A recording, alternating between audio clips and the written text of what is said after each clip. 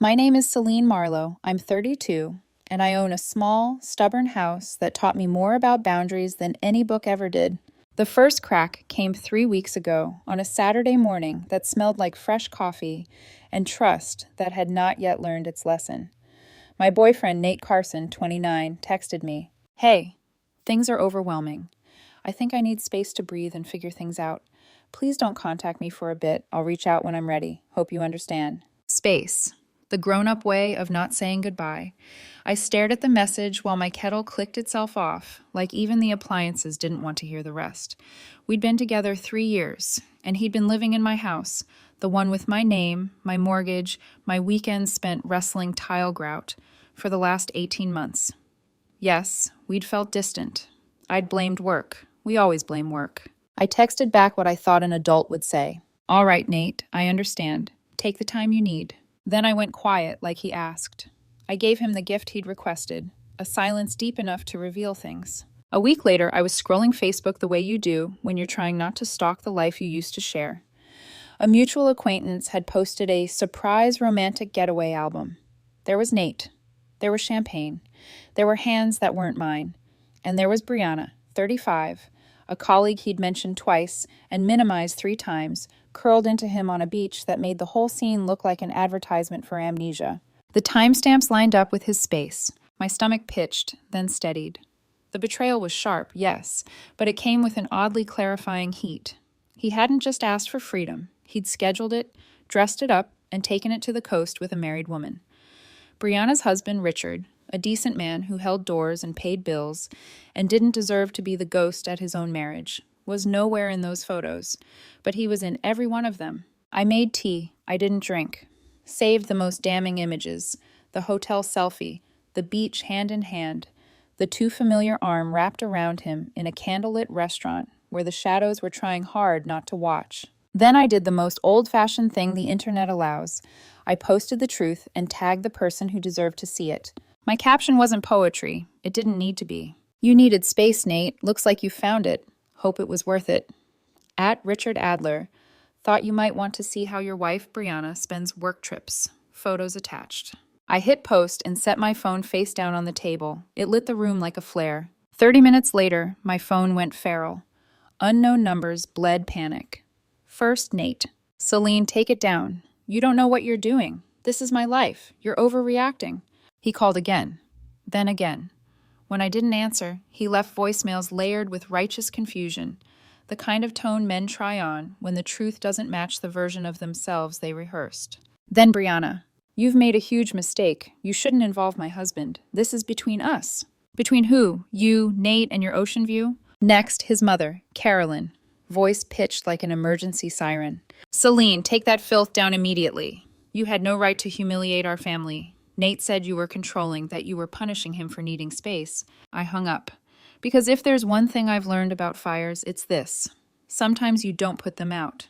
You let them burn the brush that needed clearing anyway. I changed the locks on Monday. It cost less than a dinner date and bought me something priceless. The end. New deadbolts, new garage code, new promise to myself. Nate texted when he realized the keys he had were now only souvenirs. "Seriously? You changed the locks? You can't do this. It's my home too." I stared out my kitchen window, watched a bird scold the world from my fence, and wrote back, "No, Nate, it isn't." He escalated. People always do when their favorite door stops opening. By noon, he'd posted a black slide on Instagram. Sometimes the people you love most turn into strangers overnight. Underneath, Brianna had dropped a white heart. Richard didn't comment. He didn't have to. The photos said everything. My DMs filled with the flying monkeys, the friend who'd always had a crush on Nate, suddenly a feminist critic of public accountability, the colleague who swore Brianna was just a supportive coworker, and Pamela, Nate's older sister, who texted me, "You've potentially destroyed lives. If you had issues, you should have handled them privately." Privately. The word cheaters wear like cologne. I replied once. I handled it privately when I respected his space. He used it for a secret vacation with a married woman. Her husband deserves the truth. I blocked Pamela before she could send the paragraph where I know she would have used hysterical. Around 3, a message arrived from Richard himself. Brief, surgical, kind. "Thank you. I don't know all the details, but the pictures are clear. I appreciate you letting me know." I stared at that little blue bubble and felt a grief I couldn't name. For him, for me, for the future tense I had been speaking like a language I'd finally mastered. That evening, the doorbell camera pinged. Nate stood there, rehearsed indignation set into his jaw. He tried his key. Once. Twice. Then pounded like the door would apologize. Celine, open the door. We need to talk. I opened nothing. I watched, because that's what you do when you've already said your last word. He paced, called, sent one last text that smelled like manipulation. You won't find anyone who understands you like I do. Don't throw us away because you're jealous. Jealous of what? Proof? I made a list instead, titled it Receipts. Date stamped the post, downloaded the voicemails, screenshot the comments before they evaporated. The house was quiet, but the air vibrated with a truth that didn't need me to defend it. At 10:11 p.m., I stood in the hallway and noticed something odd. A faint smudge on the wall by the entry table, a blush-colored crescent near the mirror where he always adjusted his hair before leaving. Lipstick. I hadn't worn any that day. It was small, insultingly small, and it told the whole story. I didn't cry. That surprised me. Instead, I felt something I hadn't in months. Certainty. The kind that replaces begging with boundaries, softness with steel. Before bed, I posted once more, a single line to my story. When someone asks for space, believe them. Just make sure it's not your home they plan to vacate next. My phone went still. My house did not creak. The night did not apologize. Somewhere across the city, a man read a tag he never wanted to see and realized the ocean does not wash everything clean. In the morning, there would be a siege. There always is. Mothers with ultimatums. Sisters with speeches. Emails with fake letterheads. But for now, there was only me and my house that finally felt like mine again. And a door that remembered how to stay closed. Thursday evening began with a thud on my front door. The kind of pounding that sounds like entitlement trying to reassert itself. I didn't need to look at the camera feed to know who it was. Nate, I know you're in there. The voice cracked between pleading and command. This is my home too. I have rights. Rights. Interesting word choice for a man whose name wasn't on the deed, whose contribution to the mortgage had been moral support and selective dishwashing. Through the security feed, I watched him tug at the locked handle, his face tight with disbelief, the expression of someone realizing consequences were real and not theoretical. 10 minutes later, a silver SUV pulled up. Out came Pamela, his sister, and Carolyn, his mother, both with faces that suggested they'd arrived not for conversation but conquest. Celine! Carolyn shouted, her voice carrying across the cul-de-sac. Open this door immediately. You can't just lock our Nate out like this. He's devastated. Ma'am, I whispered to the screen. Devastated isn't the same as evicted. Pamela chimed in. If you don't open up, we're calling the police. This is harassment. I laughed softly. Please, call them. I could use some professional witnesses. But I didn't need the police. I had Mrs. Patterson. At 68, my retired teacher neighbor had mastered the art of arriving precisely when chaos needed supervision. She stepped out of her house in her robe, her voice carrying, with the calm authority, of a woman who'd seen generations of nonsense. What's all this noise? She asked. Carolyn turned. Our son lives here. She's changed the locks illegally. Mrs. Patterson tilted her head. No, dear, she lives here. I've seen the mail. I've seen who mows the lawn. That man only started showing up when she was nice enough to let him. Pamela glared. You don't know the full story? I don't need to, Mrs. Patterson replied, but I do know you're disturbing the peace, and I've got the non-emergency police number memorized if you'd like me to call. The three of them left after 10 minutes of theatrical sighs and muttered outrage. The neighborhood got its evening show. But the real battle began the next day. The smear campaign. At 9 a.m., my boss called. Celine, he said carefully, we got an anonymous email claiming you've been unstable lately, creating a hostile environment, and possibly misusing client data. I closed my eyes, exhaled. Let me guess, it was worded professionally but with bad grammar? Actually, yes. Nate, I said flatly. I sent him screenshots of the original Facebook post, the proof of affair, and a brief summary of events. My boss sighed audibly. I'll make sure HR closes this quietly. You're fine. 1 fire out, 10 to go. By noon, I found a bright orange sticker slapped across my car windshield. Vehicle reported abandoned. My car. In my driveway. I called the city. Apparently someone keeps reporting false complaints, I told the clerk. Could you make a note? Already did, she said. You're not the first ex to have this kind of trouble. The petty war continued through the weekend. First came the demand for compensation. You owe Nate for emotional distress and loss of residence. He invested 3 years of labor into your home, Carolyn's voicemail declared. He's entitled to $50,000. I played it twice just to make sure I'd heard the number right. Then I laughed, the kind of laugh that feels like a reset button. At that point, I called my lawyer, Marla Diaz. Calm, brilliant, and allergic to nonsense. I forwarded every message. Marla didn't flinch. We'll handle this surgically, she said. Step 1, cease and desist. A letter went out to Nate, Pamela, and Carolyn. It outlined harassment, defamation, and threats, with clear notice that further contact would lead to a restraining order and claims for damages. Attached, screenshots of their messages and voicemails, time-stamped and archived. Step 2, controlled access. Marla drafted the response for Nate's demand to collect his belongings. Ms. Marlowe will prepare the items listed as personal property. A neutral third party, not family, may retrieve them from the curb at an appointed time. No entry to the residence. Carolyn lost it, calling Marla's office directly. A mistake. My lawyer will destroy his things, she screamed down the line.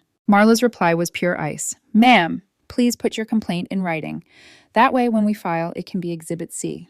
They stopped calling her after that. Step 3, the counterstrike. I didn't have to lift a finger. Richard, Brianna's husband, filed for divorce, naming Nate in the adultery section. Public record. My evidence made their timeline airtight. Marla contacted Richard's attorney and formally offered cooperation. Screenshots, timestamps, and even the panic voicemails from Brianna and Nate after my original post. Nate tried to claim he'd been single at the time. The documents destroyed that defense in 2 sentences. By the following week, the ripple effect hit hard. Brianna's firm suspended her pending HR investigation. Nate's company issued a terse no comment when asked about workplace conduct violations. Meanwhile, Carolyn's circle started whispering about Celine's coldness. She told anyone who'd listen that I'd ruined a man's future over one mistake. Funny how quickly people confuse accountability with cruelty when it's someone they love on the hook. At home, I sat on the floor surrounded by empty boxes, the ones I'd used to pack his things. On top of one was his favorite hoodie, the one that still faintly smelled like expensive cologne and excuses. I should have felt angry. Instead, I felt free. Free from the version of myself who'd tolerated late replies, half-truths, and just work friends. Free from explaining why respect isn't negotiable. The next morning, Marla called with a tone that sounded almost cheerful. Rachel's divorce filing went through, she said. Your evidence helped secure her a favorable settlement, and Nate's been formally notified of the C&D. I smiled. So it's quiet now? For the moment, Marla said. Enjoy it. Quiet makes narcissists itch. She wasn't wrong, because that evening, my phone buzzed again. A new number, a new message. You think you've won? You haven't seen what I can do when someone pushes me too far? No name, but the tone was unmistakable. I forwarded it to Marla without replying. Her text came back 30 seconds later. Good. Keep logging everything. The more rope he gives, the easier it is to hang his case. For the first time since that first text about space, I laughed out loud. Not the bitter kind, but the relieved kind. The kind that feels like the beginning of something clean. That night, I poured a glass of wine, opened in my windows, and listened to the world breathe. Outside, crickets. Inside, silence. Sometimes revenge isn't destruction, it's documentation. And nothing is louder than proof. 3 weeks later, everything was quieter, not because the noise had stopped, but because I'd stopped reacting to it. That's the thing no one tells you about standing your ground. Peace isn't given, it's enforced. The cease and desist had done its job. The calls stopped. The late-night threats vanished. The silence that followed wasn't peace at first.